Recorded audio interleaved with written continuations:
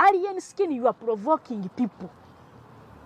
You are trying to prove a point into Uganda or omutemwa. That thing is going to cause you. It might even cause you life. Because mula abantu bona twali ku court, the issue was Jola mwafudde. Who has seen alien skin nagenda nayiwa ku lutana y'omwana wadde ettaka bwati. Okitegeera mwe abavubuka abaliranye alien skin is bagambe nyazi ejansi terivubuka na nzige. Imbabulira wagenda ku kyolunaku nga he can no longer protect you because he can't protect himself anymore. It was uncalled for. You have nothing to prove. Lwaki ono nebisenge byoli. Okimanyi fe mu mateeka, one of the rights as it enshrined even in the constitution is the right to own property. Therefore, omuntu yenna singa obeeri mu kwatakinga his or her property, he has a right to defend his property. Singa kunuupu awo abaddewo omusirikale by any chance ngali waggulu kwa mwe abasirikale batula waggulu ku roofs n'atagatinga alien skin n'agwa wansi n'afa, the story would be different. Bavubuka mwe mwebereremu. Your life is your priority. Mukwata obulamu bwammwe nga bansonga. Alien skin si gwa asoose. Uganda nsefugwa. Nobody is not going to take interest. But let me tell you, Kabere Jeno, Kabere President Museveni, Kabere Mama Nabanja, batula bwe ati ne bagamba kakati bana abantu abakuba abantu ekiro ab'ebijambiya bana abaana batambula nno ne basobola okukola kino bakikoze kiro. Era nze singa mbadde mu banoonyereza singa emisango gyonna egiri mu Kampala n'emakinyo singa kati naba suspect. You cannot do like that. Lwaki mweyisanga abatategererako ddala. Alien Kyagulanyi muvubuka munno. People have walked that journey. Tebikomekera bwe bityo.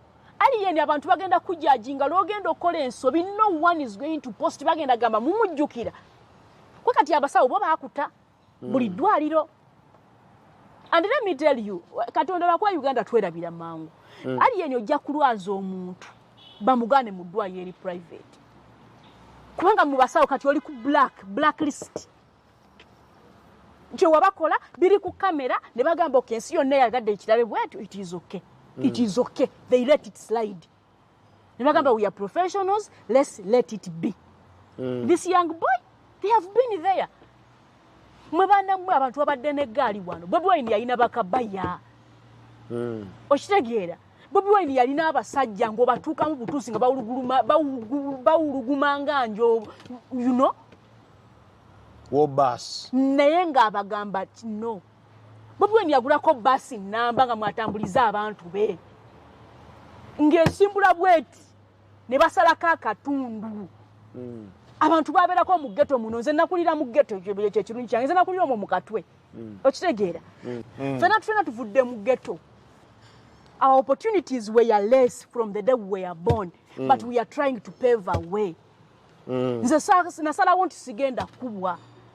Nasalawo nti sigenda kufuuka mu manyufu. Okitegeera. Ne ngamba no, I have to show people that there is another definition of ghetto. Ensonga lwaki ffe temutulaba mu maofisi ga kabi, it is because our opportunities are limited. It doesn't let not ghetto define you. But Bobi Wine said it once. Si musango kuzaalibwa mu ghetto. Mani kyakisirugu okulemerayo n'ofiirayo. Mwabe kubyo obuyaga obwalayisi, bu ayisi biki. Ebyo bye mukola ffe twabikola da. Then you wake up n'ogamba man, I've been given an opportunity okubaawo.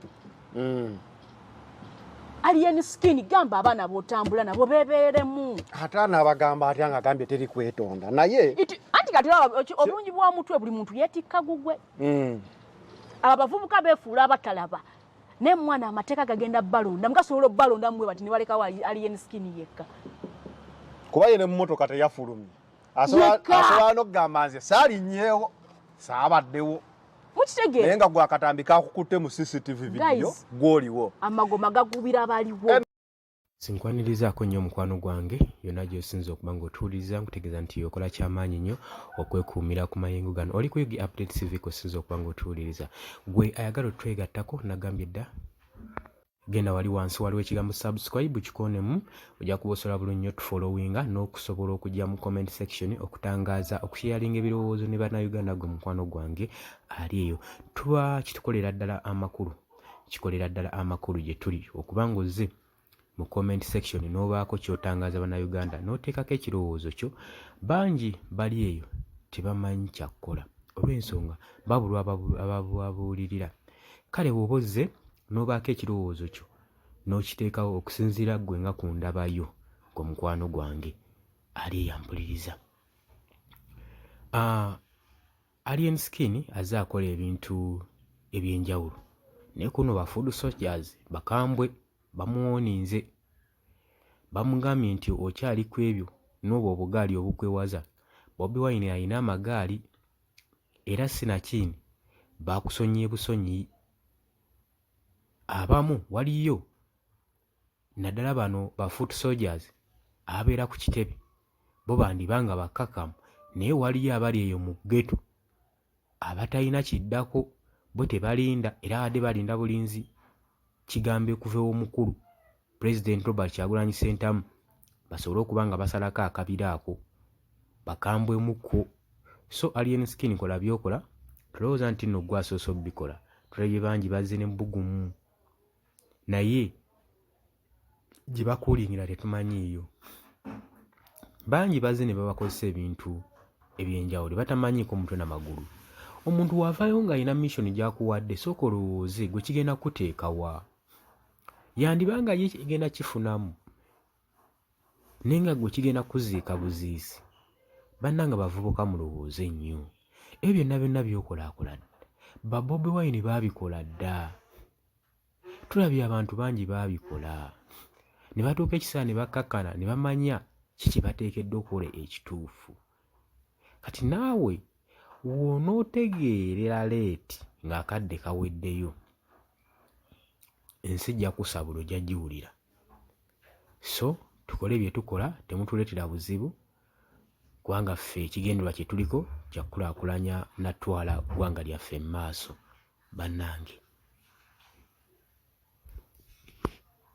babyokola lya ssente zo naye manya waliwo akaseera k'okukulakira ng'omukwano gwange ali eyampuliriza.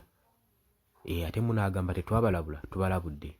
Wamma nkutegeeza oli muwuliriza mulungi nnyo. Abali emitala w'amayanja abali e Dubai abali ku kyeyo mbalamusizaako nnyo mwebale kwekumira ku Yugi Update TV. Mbategeeza nti nno mbaagala nnyo. Gwe ayagala okusubscribinga wansi ekigambo weekiri koonawo ojja kuba osobola bulungi nnyo tufollowinga osobola otweyungako gwe mukwano gwange ali eyampuliriza. Mbategeeza nti nno mbaagala nnyo baganda bange abali ku mulirwana e Kenya Dane ku Airlines e Kenya nawe nkulamusizaako nnyo webale kwekuumira ku Yugi Update TV. Mbaagala nnyo mweraba.